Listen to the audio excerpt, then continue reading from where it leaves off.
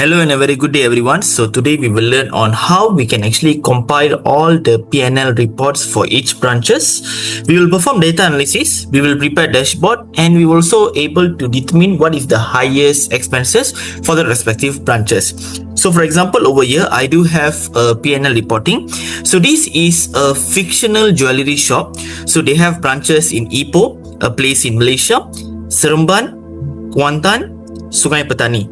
So basically they have each branches, and each branches they have their own P&L report. So what is my responsibility is, I need to compile all the P&L report, because my manager wants to know, instead of seeing individual reports, he wants to compile everything, and then from there maybe we can prepare a pivot table, or we want to do in Power BI. That is the secondary, but first thing is we need to compile all the P&L report. How we are going to do it? So let's get started.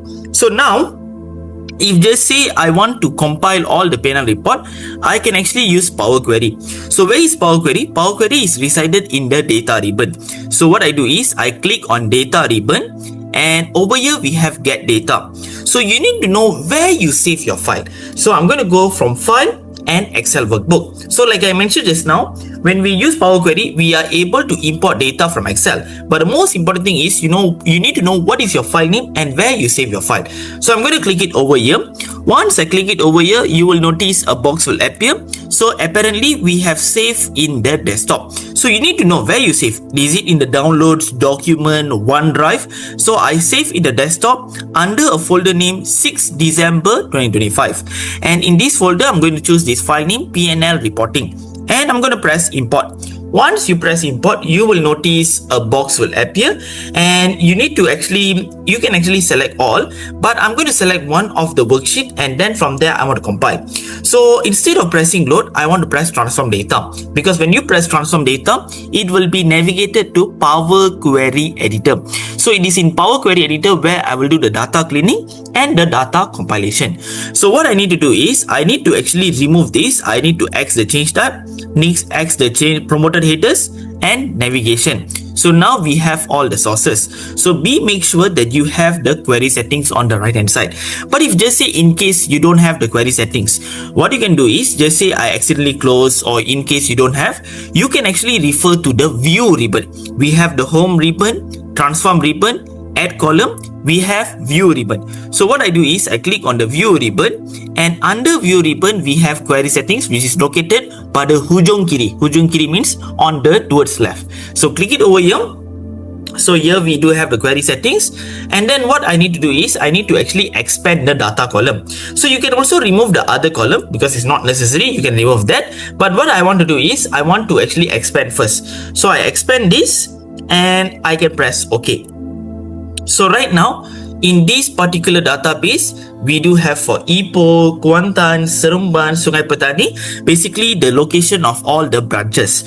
So I'm going to press here OK. So what I want to do is I want to actually first segregate the column, because here we have revenue, here we have COGS, and here we have OPEX. So what I want to do is I want to segregate. And if just say you notice carefully, we do have like a pattern. So whenever this data column 1 has the word null, and I press OK, whenever it has null, you will notice it will capture the group items like revenue, COGS, OPEX, and so on. So what I will do is I will use conditional column to actually segregate, because here we have all the items.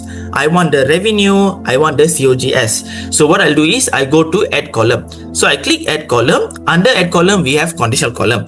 Basically conditional column is something like the if function in Excel. So I'm going to click it over here, and then you will notice a box will appear.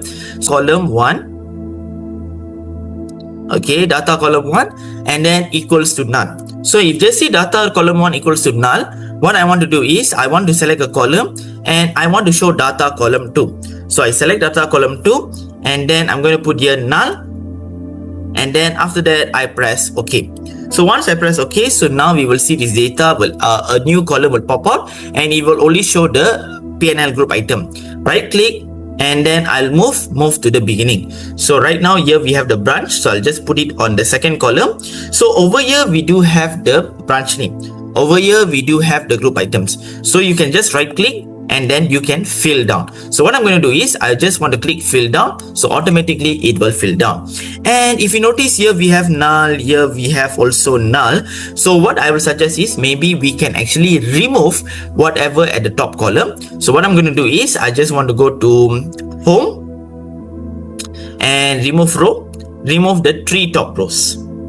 And then after that, I'm going to click the 3 and then press enter. So the 3 rows will be removed.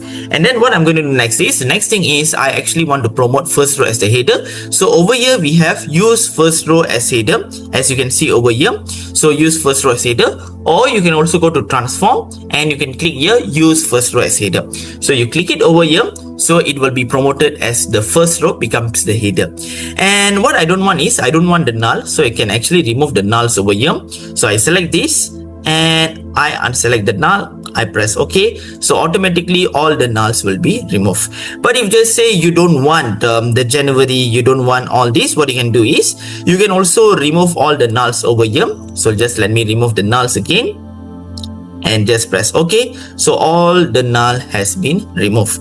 Okay, so now we look carefully. We do have the branches, we do have the group items, we do have the cost element, the PNL items, and we have January up to the last month, okay, December, and also the total. So what you can do is basically you can also remove the unnecessary column. So like column number 5, I don't need it, so I can remove. And then I can scroll to the right. So we don't want the column 25, we don't want the false column, so select all these and press delete. So yeah, there you go. You can also use Ctrl G to click it, and Ctrl G basically can help us to go to column, so you can go to any column you want.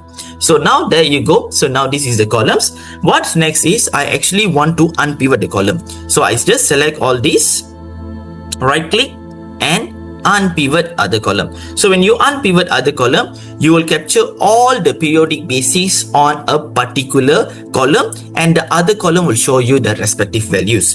So this is how you can do it. But if just say you want to undo, you can just press X over here, you will undo. So now this is the data whereby we have the branches, we have the group items, and basically what I can do is I can just rename this to PNL reporting.